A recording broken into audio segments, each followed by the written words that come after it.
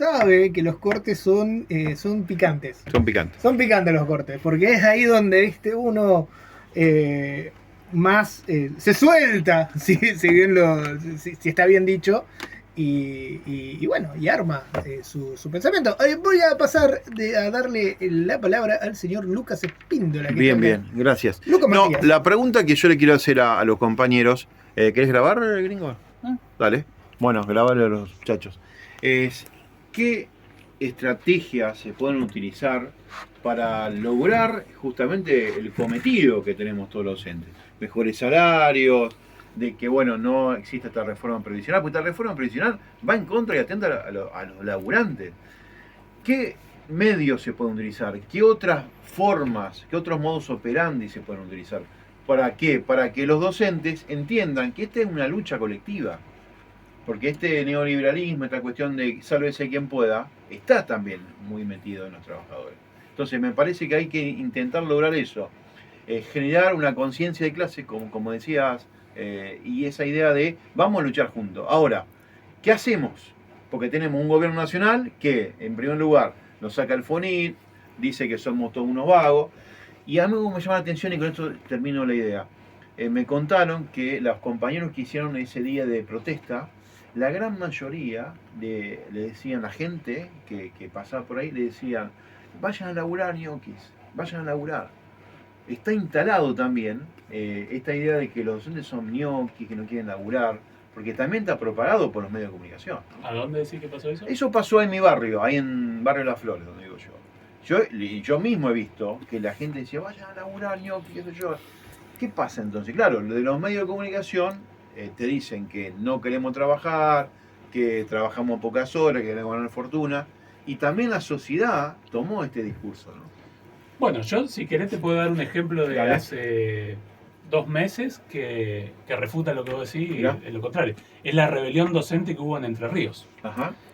Frente a la conciliación obligatoria que quiso imponer Frigerio, una conciliación obligatoria de 1 mes, frente a esta docencia que, como hablábamos recién en el corte, votaba paro, iba a la huelga, con la complicidad de la conducción de ACMER, impusieron una conciliación obligatoria que dictó una jueza. La conducción de ACMER, que es también a nivel aliada de la conducción de la CETERA, igual que en SAFE acá, la conducción acató sin chistar la conciliación obligatoria. Dijo, habían votado huelga, 72 horas de huelga, 72 horas de huelga, otra semana, nos encajaron la conciliación obligatoria, no se puede hacer nada. Esto que decía usted recién. ¿Y qué quiere que hagamos? Y acató el gremio, la conducción, la conciliación obligatoria. ¿Qué pasó esa misma noche? Salió la docencia masivamente, no solo la docencia, sino esto que decís vos, la gente, los trabajadores, apoyar a los docentes. Salieron la familia, al día siguiente, eso fue un jueves, al día siguiente estaba votado un paro. Metieron la conciliación obligatoria, el viernes había que ir a dar clases y los chicos tenían que ir a clase. ¿Qué pasó? Los padres, los trabajadores, quiero decir, de cualquier barrio, se rebelaron y dijeron, yo apoyo a los docentes, no mando a mi chico a la escuela, vamos a una marcha. Se armaron marchas en todo el interior de Entre Ríos, en Pueblo, en Santa Elena, en Bobril, Pueblo, en Gualeguaychú ni hablar, en Concordia ni hablar. Los padres, los trabajadores, no mandaron a su chico a la escuela. Los chicos, los de secundaria, fueron a alguna clase vestidos todo de negro, eso pasó en Gualeguaychú, como simbolizando un apoyo a los docentes, y hubo movilizaciones masivas durante todo ese fin de semana de los trabajadores apoyando a la huelga docente. Huelga que no había querido convalidar la conducción.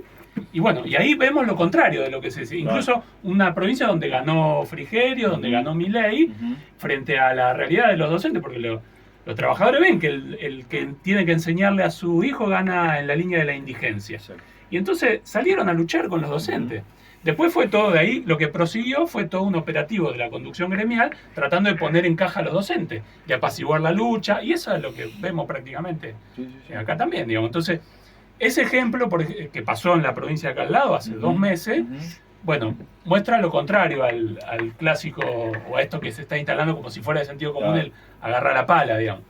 Agarraron el bombo, agarraron la bandera y salieron a marchar con los docentes, los trabajadores. Yo creo que inclusive, reforzando esta cuestión, hay una adaptación a esta línea que baja el propio gobierno contra los paros y demás. Y fíjense que la medida más efectiva termina siendo, y lo termina corroborando tanto los trabajadores, termina siendo el paro, porque el gobierno, ¿a dónde ha apuntado tanto el gobierno nacional como el gobierno de Puyaro? Todos los cañones, a quebrar las medidas de fuerza. Por eso ha implicado los descuentos de los días de paros ilegales y demás, por eso ha puesto el presentismo agravado, ¿no es cierto? Cuando dice que no tiene plata, pero al final termina representando casi un 10% del salario, este presentismo, ¿no es cierto? Que da, además en negro, también vulnerando la caja de jubilaciones y generando déficit fiscal. Bueno, toda la ingeniería de este gobierno está a ver cómo quiebra la huelga, tiene terror al paro.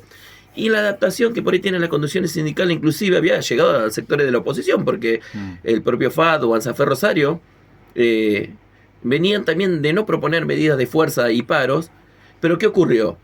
Frente a esto, el gobierno ha tomado aire y fue a la cacería, ¿no es cierto?, de 5 trabajadores que participaron de la movilización contra la reforma previsional, y con operativos que son realmente temerarios, derrumbando las puertas de los trabajadores, a cualquier hora, apuntándolos con armas, presentándose después de un tiempo informando en qué consistía ese operativo, porque fue en Rosario, ¿no es cierto?, delegado de base docente, llevado como en la peor época del proceso, detenido con un procedimiento que no se lo hacen ni a los narcos. Eso te por decir, a cuadras de seguramente un narcotraficante. Exactamente. Bueno, fueron secuestrados, ¿cierto?, de sus hogares para hacerle una causa que se trasladó acá a la ciudad de Santa Fe a tribunales. Bueno, y Anzafer Rosario, que por ejemplo consideraba que había evaluado también que por ahí no daban las condiciones para ir a un paro, tuvo que decretar inmediatamente un paro frente a esta vulneración. Lástima que no se hizo un paro provincial, pero se decretó un paro para que los trabajadores puedan venir a movilizarse. El mismo miércoles, ese a la tarde, ese paro fue no solo masivo, se sumó a la universidad que vino movilizando, se sumaron los trabajadores aceiteros con un paro también de ahí de Rosario. Digamos, afloró esa solidaridad de clase y colmó la Plaza San Martín de Rosario esta movilización. Al otro día también vinieron contingentes de docentes acá a la puerta de tribunales.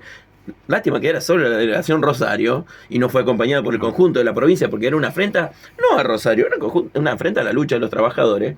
Y bueno, se le leyeron las causas y demás y tuvieron que ser liberados. Si no era, pero también, para hacer una ejemplificación, el gobierno le sacó esposado a estos trabajadores, para dar una demostración de aleccionamiento. O sea que tiene mucho miedo a la movilización de los trabajadores este gobierno.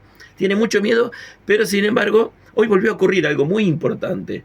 Porque esta política intimidatoria del gobierno prosigue. En la escuela donde trabaja uno de estos delegados que había sido detenido por luchar contra la reforma previsional, hubo un operativo de identificación de alumnos, de estudiantes, en la escuela Burruchaga de Rosario.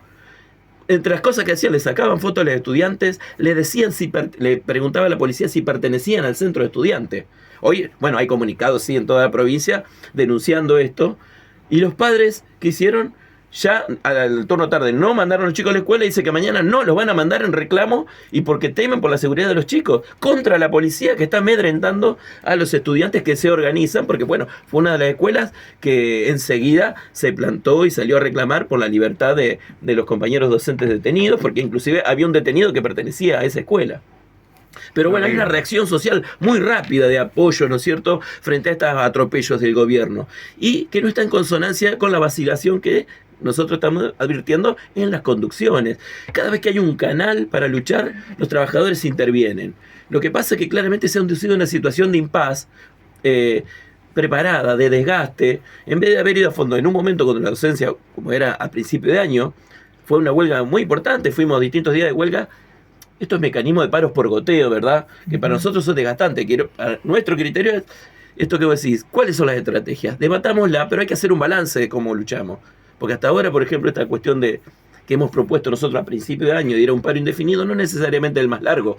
Fíjense usted el transporte. Basta con que anuncie el paro indefinido, que no lo llega a concretar porque tiene depositado el dinero y demás. A veces basta con que se anuncie una medida de esta magnitud para emplazar al gobierno en un término a cumplir con un pliego reivindicativo, cosa que tampoco se hace. Cuando van los gremios docentes a la paritaria, ¿qué van a hacer? A escuchar qué ofrece el gobierno. No llevan el pliego de cuál es la reivindicación salarial que reclamamos los trabajadores, que no puede ser otra que el salario igual a la canasta familiar. Cuando decimos la indigencia ronda los 600.000 pesos, la línea de indigencia, el 1.000.000 de pesos es la línea de pobreza. Hoy tenemos que el docente está en la línea de indigencia. Y Terrible. el salario docente. Y la canasta familiar duplica la canasta de pobreza, casi 2 millones de pesos. Que no hay docente prácticamente que cobre en esa suma. Debe ser algún cargo muy jerárquico y demás, pero no existe ese docentes que ganen esa suma. Entonces, tenemos salarios de miseria, pero esto ha sido preparado, ha sido inducido. Pero la docencia ha querido luchar desde un principio. Cuando no podían quebrar la huelga fue el gremio que dijo, bueno, agarremos esto y después vemos. Ahí fue donde ha tomado aire el gobierno y empezó a preparar la reforma previsional. El gobierno se empezó a preparar muy temprano crees que no había para planes la de eso? reforma previsional. Sí, había planes, estaba anunciado, por eso no se preparó la docencia para enfrentarlo. No se preparó, no hubo asambleas. Es más, cuando sale el paro, era porque se empezaba a tratar y ni siquiera fue discutido en asamblea. Está bien, porque estábamos en estado de alerta y movilización. Pero no se discutió cómo hacemos para ir a fondo, porque una medida no es para visibilizar la lucha, o como nos había convocado la conducción, Un paro dominguero. claro, para ser espectadores de cómo nos mete en un retroceso histórico nuestras conquistas jubilatorias y cómo revienta nuestro régimen previsional. Es una movilización para quebrar una lucha, y si no se logra quebrar, para quebrar un ataque, si no se logra quebrar hay que discutir la continuidad. Bueno, no existe, después que el gobierno no ha cerrado 2 veces la paritaria por decreto, no existe una convocatoria de asamblea a ver cómo seguimos. Esto que decís, discutamos la estrategia. No existe. No ha habido, después de que el gobierno bajó la persiana, hasta el marzo del 2025 para volver a discutir el salario.